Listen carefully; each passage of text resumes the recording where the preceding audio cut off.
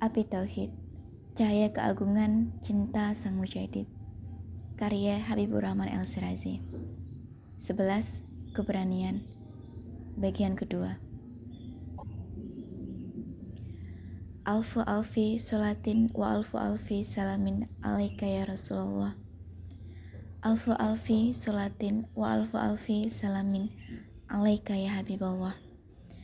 Alfu alfi sholatin wa alfu alfi salamin alaika ya Aminah Wakilah. Baiduzzama Said Nursi larut dalam kerinduan kepada Rasulullah.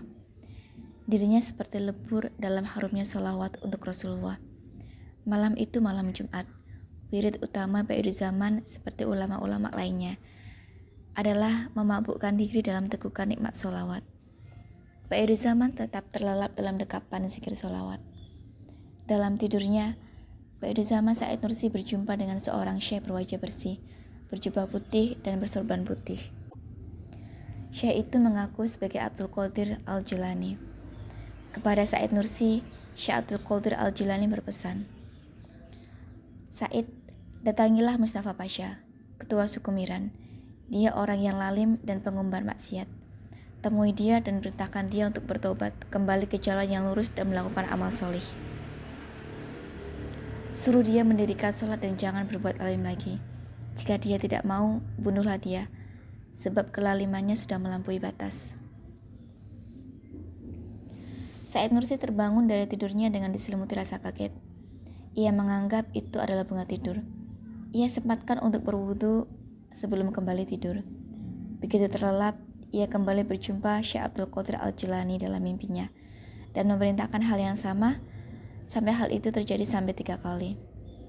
Maka Said Nursi menganggap itu bukan sembarang mimpi, tapi itu adalah amanah dakwah. Pagi harinya selepas sholat subuh, Said Nursi bergegas meninggalkan rumahnya. Di jalan, Said Nursi berjumpa salah satu muridnya yang keheranan melihat Said Nursi berjalan dengan tegap dan tergesa dan memakai pakaian tidak seperti biasanya. "Ustadz, mau kemana?" tanya murid itu. "Ke Cisre, mau menemui Mustafa Pasha, ketua suku Miran." "Saya boleh menemani?" "Jangan, ini urusan penting harus segera aku selesaikan." Sang murid merasa ada yang aneh. Biasanya gurunya itu tidak pernah keberatan untuk ditemani. Said Nursi melangkah cepat. Diam-diam sang murid mengikuti Said Nursi dari jauh. Sampai di Cisre, Said Nursi bertanya pada seorang lelaki suku Miran, "Di mana ketua suku kamu? Di mana aku bisa menjumpainya?" "Tuan sepertinya orang baik-baik. Tidak usah menjumpai Mustafa Pasha." "Kenapa?"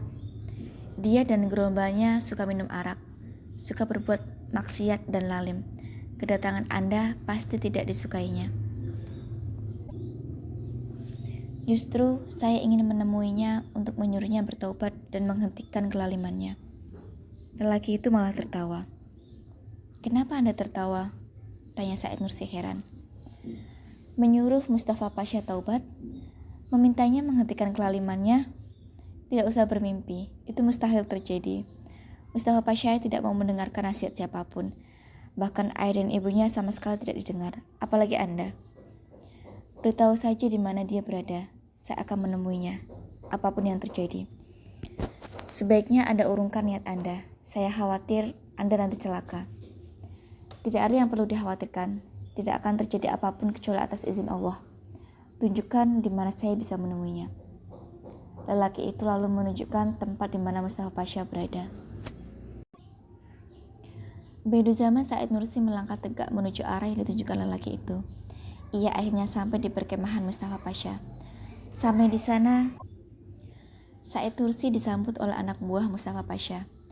Pedang pendek yang dibawa Said Nursi dilucuti dan digantung di tiang tenda dan dijaga seorang anak buah. Ketika ditanya untuk keperluan apa berjumpa Mustafa Pasha, Baiduzzama menjawab dengan jujur untuk mengajaknya taubat, dan jika tidak mau maka ia akan membunuhnya. Anak buahnya itu kaget, namun mereka akan menyerahkan urusan Said itu langsung kepada sang ketua suku Miran, yang saat itu sedang tidak ada di kemah. Said diberi kursi untuk duduk menunggu. Dengan sabar Said Nursi menunggu.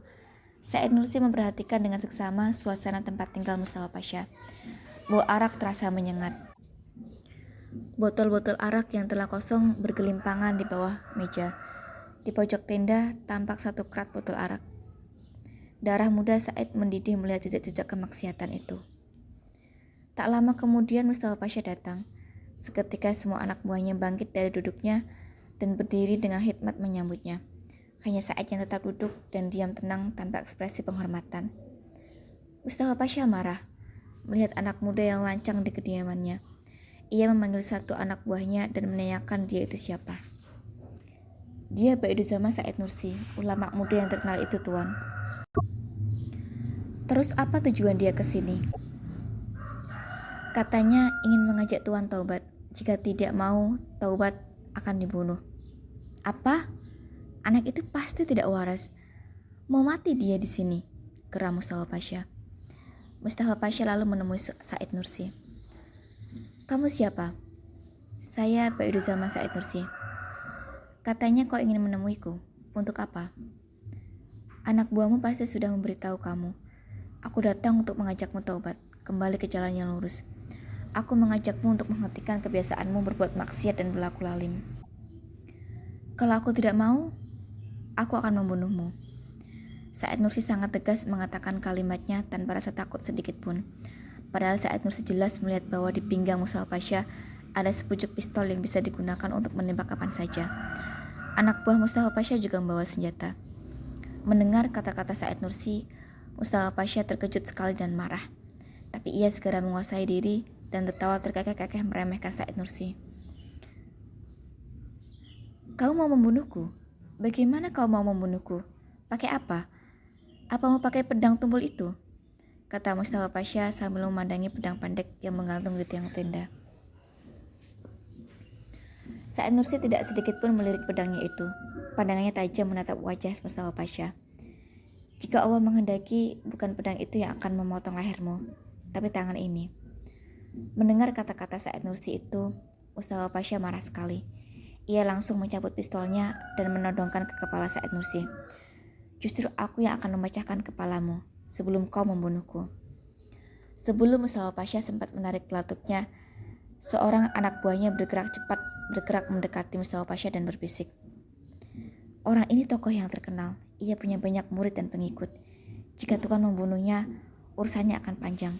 Mereka akan menuntut balas. Tuhan jangan membuat masalah dengan masyarakat luas. Mustafa Pasha menurunkan pistolnya sambil mendesah jengkel. Ia lalu menarik anak buahnya itu dan mengajaknya berbicara menjauh dari situ. Sementara Said Nursi diam di tempatnya sambil hatinya terus berzikir kepada Allah. Kemarahan Mustafa Pasha belum reda. Ia berkata pada anak buahnya, orang itu telah kurang ajar berani menantangku terang-terangan. Jika aku biarkan begitu saja, nanti banyak orang berani lancang kepadaku. Tenang Tuan, jangan gegabah. Kita bisa membereskannya, tapi dengan siasat dan tipu muslihat. Itu lebih aman bagi kita. Siasat dan tipu muslihat, apa rencanamu? Pertama, kita pikirkan bagaimana caranya masyarakat berkurang hormatnya atau bahkan tidak hormat lagi pada Said itu. Kedua, barulah kita cari cara membunuhnya tanpa harus tangan kita yang berlumuran darah. Mustafa menyetujui saran anak buahnya itu. Kau memang cerdik dan licik. Keduanya lalu kembali menemui Said Nursi. Dengan berkacak pinggang, Mustafa Pasha berkata kepada Baiduzzama Said Nursi. Keduanya lalu menemui Said Nursi. Dengan berkacak pinggang, Mustafa Pasha berkata kepada Baiduzzama Said Nursi. Hei Said, kamu harus tahu, di Cisri ini banyak guru ngaji dan ulama yang lebih senior dan hebat dari kamu.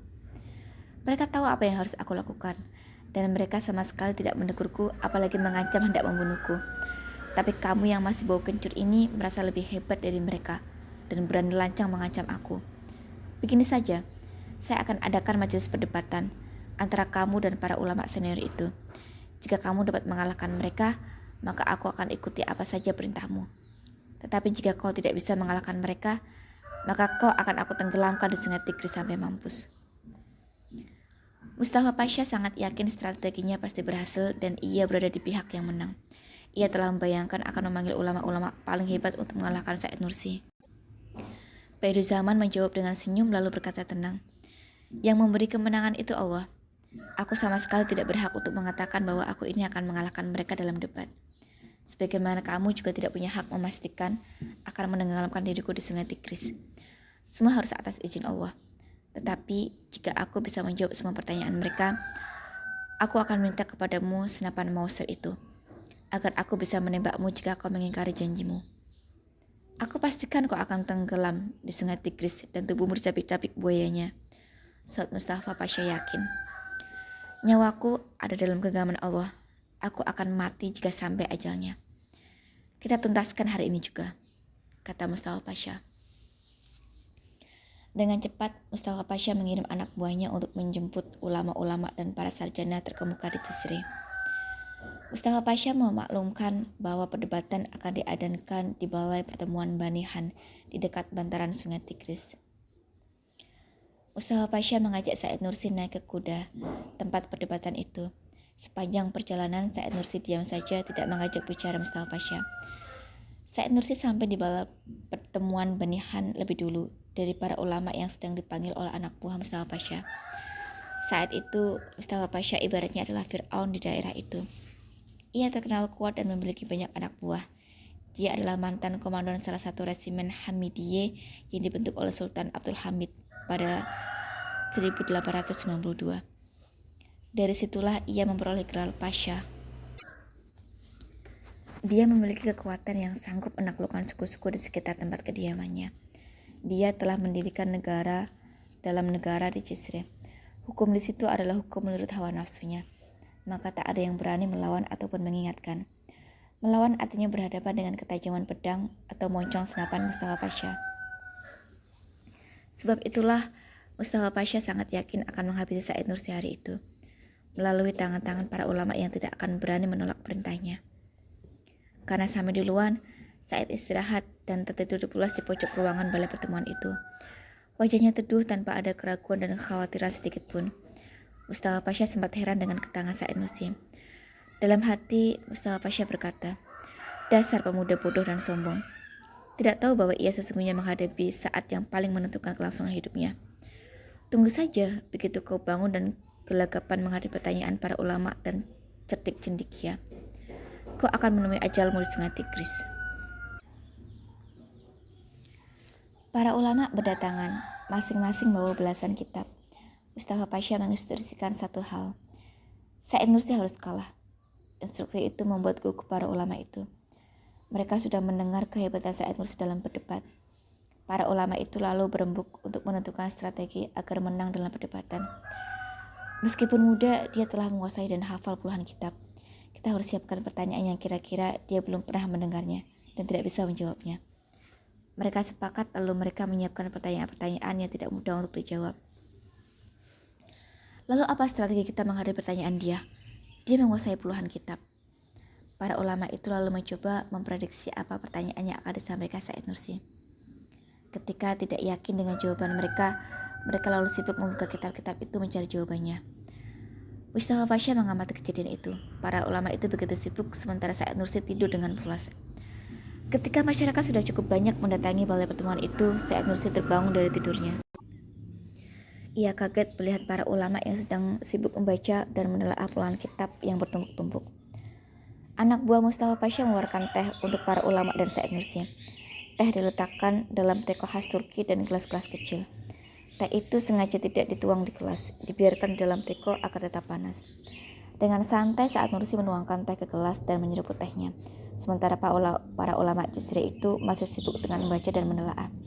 Begitu teh Said Nursi habis, ia mengambil teko menuangkan teh lagi. Begitu berulang sampai isi teko habis. Mustafa Pasha mengamati hal itu. Ia jadi geram bahwa para ulama Cizre andalanya begitu gugup menghadapi Said Nursi.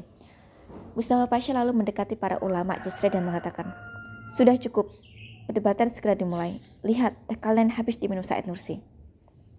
Said Nursi mendekat. Ia tahu para ulama itu khawatir dalam debat nanti, sehingga ia akan gantian menyerang mereka dengan pertanyaan yang mereka tidak bisa menjawabnya. Maka mereka sibuk menelaah kitab-kitab itu. Said Nursi berjanji kepada mereka bahwa ia tidak akan mengajukan satu pertanyaan pun kepada mereka. Ia hanya akan menjawab seluruh pertanyaan mereka. Seketika legalah para ulama Jazri itu. Mereka yakin mereka akan menang. Perdebatan dimulai. Para ulama itu mengajukan pertanyaan-pertanyaan yang telah mereka siapkan. Ada 40 pertanyaan yang diajukan dan semua dapat dijawab Said Nursi dengan sangat meyakinkan. Kalimat-kalimat Said Nursi saat memberikan ulasan jawabannya mampu menyihir semua yang hadir. Hingga tuntaslah 40 pertanyaan itu dijawab semua.